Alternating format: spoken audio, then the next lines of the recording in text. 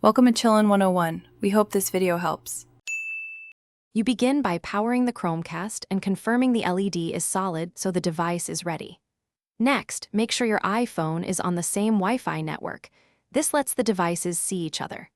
Once done, open the Google Home app and sign in.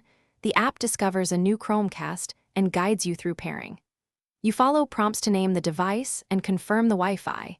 This initial pairing establishes the secure link used for all casting. Once your Chromecast is set up, open a supported app and tap the cast icon. You do this because apps send video directly to the Chromecast for better performance. If you need to mirror your entire iPhone, swipe to Control Center and choose Screen Mirroring, then pick the Chromecast.